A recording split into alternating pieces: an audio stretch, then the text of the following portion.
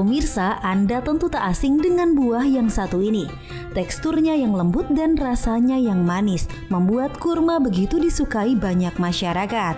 Saat menjelang bulan Ramadan, kurma seperti makanan wajib yang harus hadir saat berbuka puasa. Dengan mengkonsumsi 3 buah kurma saat berbuka, konon bisa mengembalikan energi tubuh dan membantu mengendalikan nafsu makan setelah puasa seharian. Ada berbagai jenis kurma yang dikenal masyarakat di dunia. Di antaranya adalah kimri, yaitu kurma muda, halal yaitu kurma berukuran penuh, rutop yaitu kurma yang memiliki tekstur lembut, dan tamer yaitu kurma yang dikeringkan dengan proses alami menggunakan sinar matahari. Pemirsa, sejak zaman kuno kurma telah dijadikan sebagai makanan pokok bangsa Arab. Selain banyak dikonsumsi saat berbuka puasa, berbagai jenis olahan kurma seperti jus kurma, sari buah kurma, dan kue berbahan dasar kurma pun banyak diburu masyarakat. Konon kandungan gizinya yang tinggi membuat kurma dipercaya bisa mengobati sejumlah penyakit seperti demam berdarah, anemia, mengobati sejumlah penyakit pencernaan, dan sebagainya. Halo pemirsa Hidup Sehat, siapa yang percaya bahwa kalau berbuka harus dengan yang manis? Makanya kalau mau berbuka, berbukalah dengan Dr. Sheila yang di sebelah saya.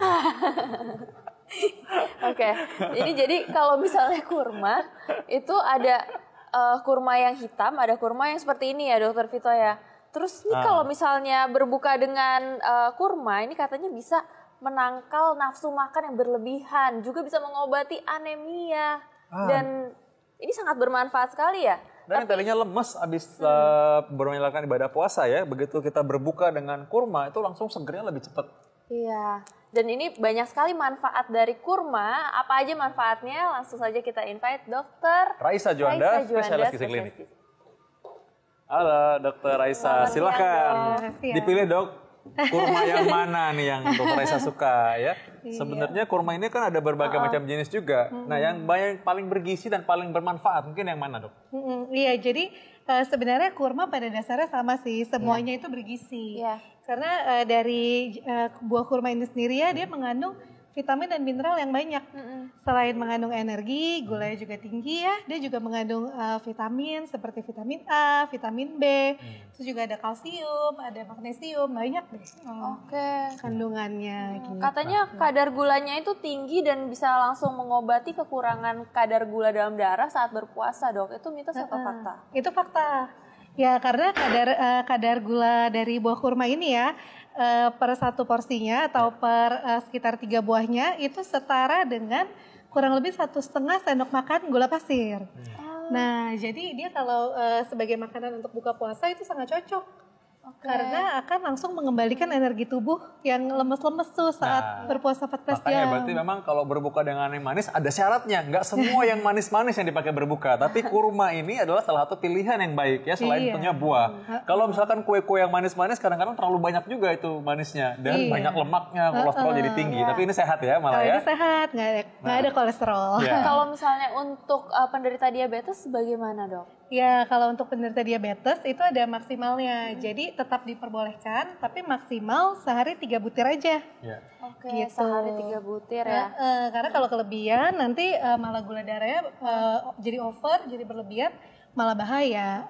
Tapi kalau setelah makan kurma 3 buah, terus setelah itu makan nasi, gimana Dok? Masih boleh gak kira-kira? Sebenarnya boleh, tapi ada jeda waktunya. Jadi sebaiknya dijedain itu sekitar 30-60 menit.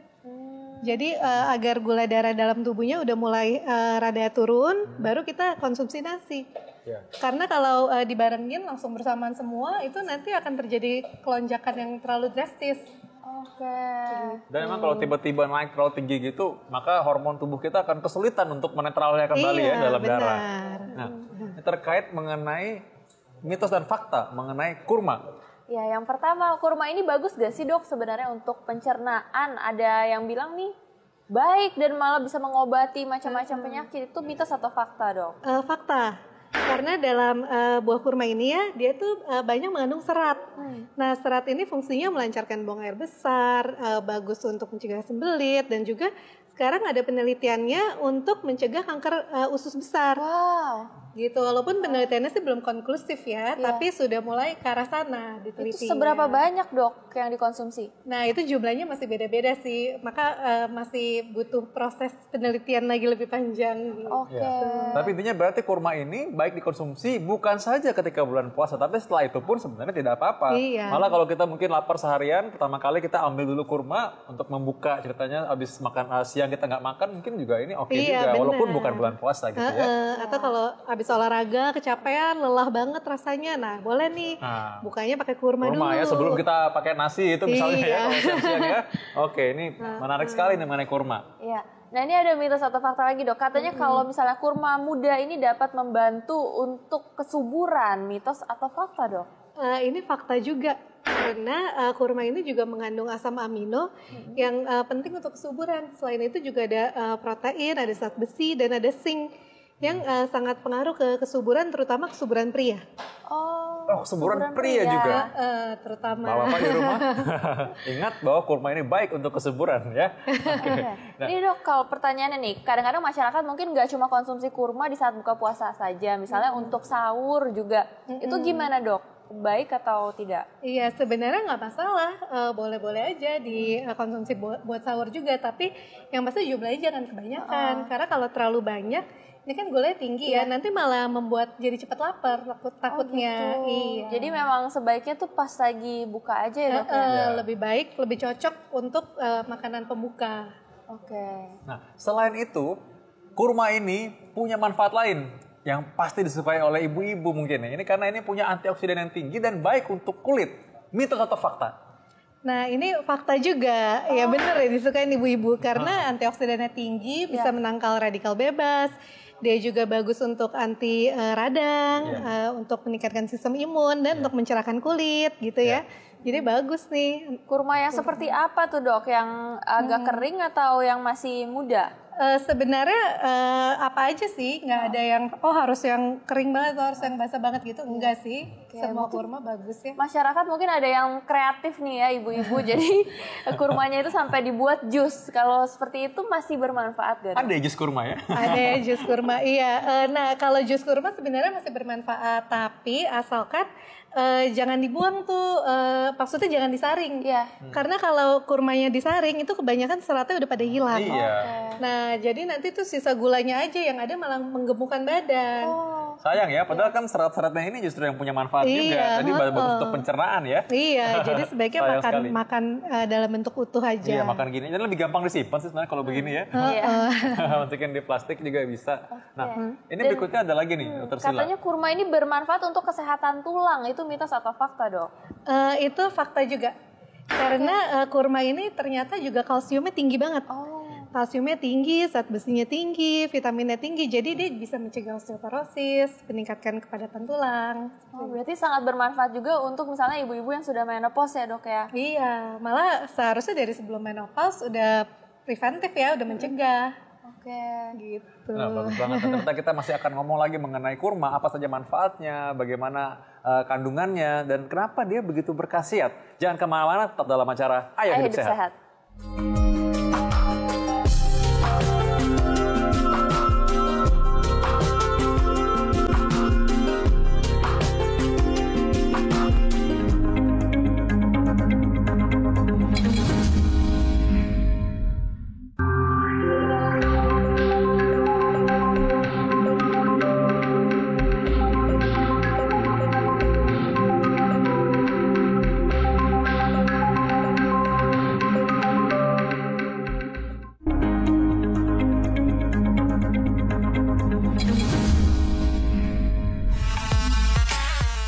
Pemirsa, palm fruit atau kurma dipercaya telah ada sebelum adanya manusia di muka bumi.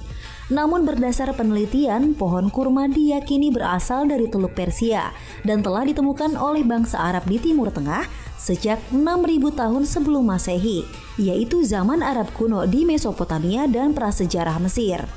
Sejak 4.000 tahun sebelum Masehi, bangsa Mesir kuno mengolah kurma menjadi anggur kurma dan memakannya saat panen. Buah yang kini banyak dibudidayakan di negeri Timur Tengah ini memiliki bentuk lonjong, berbiji tunggal dan berwarna kuning kecoklatan saat masih muda. Sejak ribuan tahun lalu kurma telah menjadi makanan pokok masyarakat Arab. Bahkan kurma menjadi buah yang bisa disimpan sepanjang tahun sebagai cadangan makanan pokok karena kaya akan vitamin dan karbohidrat. Selain karena memiliki nutrisi yang penting bagi tubuh, penduduk Jazirah Arab kuno memanfaatkan hampir seluruh bagian pohon kurma, mulai dari batangnya yang digunakan untuk tiang rumah. Pelepah kurma juga dijadikan sebagai atap dan tikar. Bahkan ditemukan bukti arkeolog di mana oleh bangsa Mesir, pelepah kurma dijadikan tikar untuk menutup mumi. Bagi umat muslim, kurma bukan hanya sekedar buah.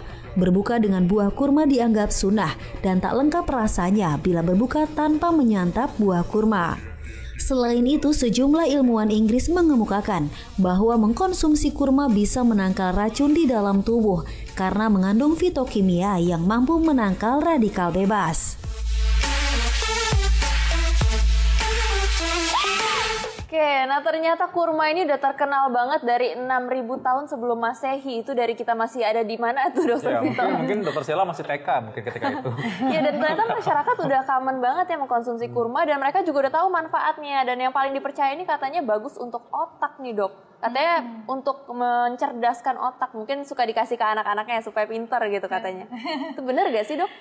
Iya benar, karena memang tadi itu dia kandungan dari kurma sendiri tuh banyak banget asam aminonya, proteinnya. Selain itu banyak ada vitamin A. Selain otak ya bagus juga untuk kesehatan mata. Oke, gitu. Benar ya.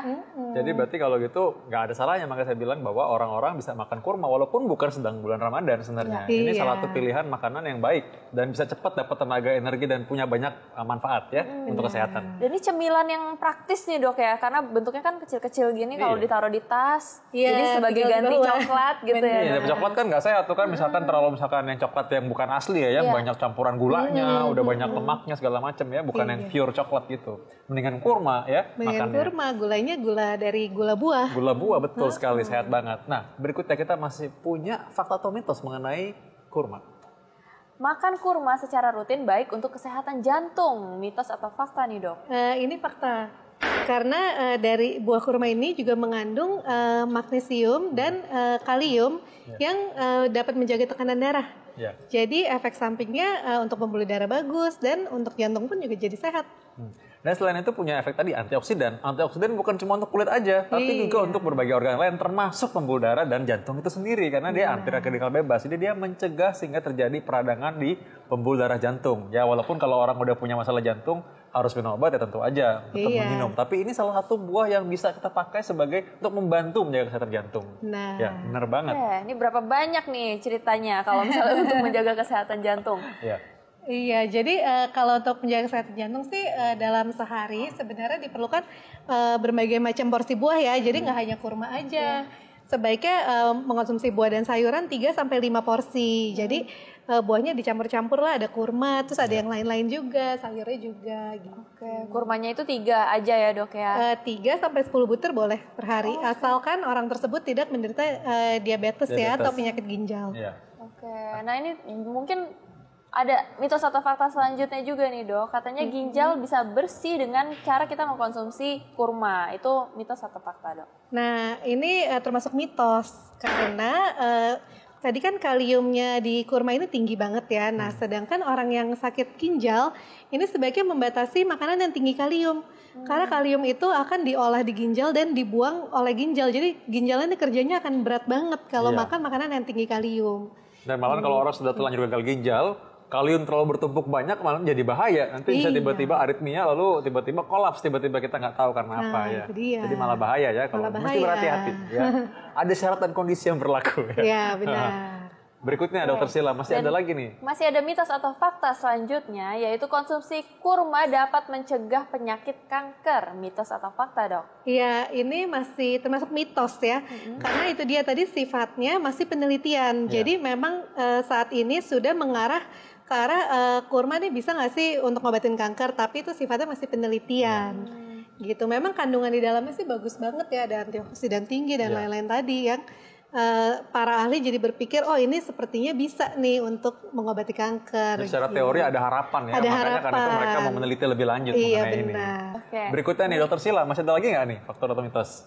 Katanya kalau misalnya kita konsumsi kurma ini terlalu sering dapat merusak gigi, Dok. Mitos atau fakta nih? Ini mitos. Ya karena kan kalau untuk merusak gigi sebenarnya balik lagi ke kebersihan masing-masing ya. Kalau kita rutin membersihkan gigi itu pasti nggak akan rusak giginya. Gitu. Ya yang penting rajin sikat gigi kalau gitu ya. Habis makan sikat gigi ya. Iya. Jadi nggak boleh lupa kalau soal itu sih. Nah ini tadi mengenai kurma. Nah sekarang setelah kita boleh rangkum nih. Dari kurma ini apa sih sebenarnya kandungan yang paling berkhasiat? Iya, jadi kandungan yang paling berkhasiat ya tadi selain dia energinya banyak, kandungan gulanya, dia juga memiliki protein dan asam amino yang sangat baik, dan antioksidan, dan juga vitamin A, vitamin B, dan mineralnya itu berupa kalium, magnesium, kalsium, dan fosfat. Itu yang paling banyak di dalam kurma. Wah, itu udah multivitamin lengkap ya, Dok. Ya satu paket lengkap ya di kurma semua. Dan seberapa banyak, jadi tadi kalau misalkan kita makan setiap hari misalnya nih kita pingin ini menjadikan ini sebagai salah satu menu buah kita lah gitu. Sebaiknya untuk mendapatkan manfaat yang optimal berapa banyak kita harus makan?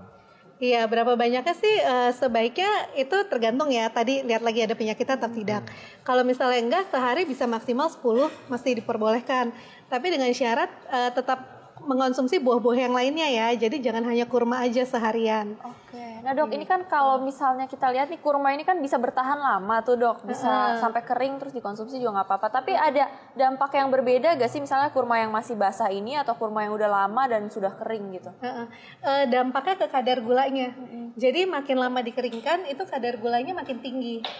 Nah, jadi sebagai perbandingan ya, misalnya yang masih baru, yang masih fresh banget, itu kadar gulanya hanya sekitar 55. Tapi kalau yang sudah dikeringkan lama, itu bisa meningkat 2 kali lipat hingga 100. Berarti bahaya juga ya kalau untuk penderita diabetes, baiknya makannya masih muda saja ya, Dok ya. Oke, nah ini masyarakat penasaran nih mungkin, cara bedain yang tua sama yang muda tuh gimana sih, Dok? Iya, jadi sebenarnya dilihat lebih ke arah teksturnya ya. Mana ini ya? Lebih ke arah tekstur. Kalau makin tua dia biasanya makin kering. Nah, kalau masih rada kenyal-kenyal, nah itu biasanya lebih muda tuh. Mirip manusia juga ya. Kalau yang muda kenyal, kalau yang udah berusia tuh agak kolagennya sudah berkurang ya. Oke. Nah, ini berlaku untuk semua jenis kurma tadi yang kita sudah ceritakan tadi ya. Oh gitu. Oke. Nah, ya baik dokter. Terima kasih Dokter Raisa. Kita saat lagi kita akan membahas mengenai bagaimana tetap fit saat puasa, bagaimana tetap produktif saat puasa. Jangan kemana-mana, tetap dalam acara Ayo Hidup Sehat.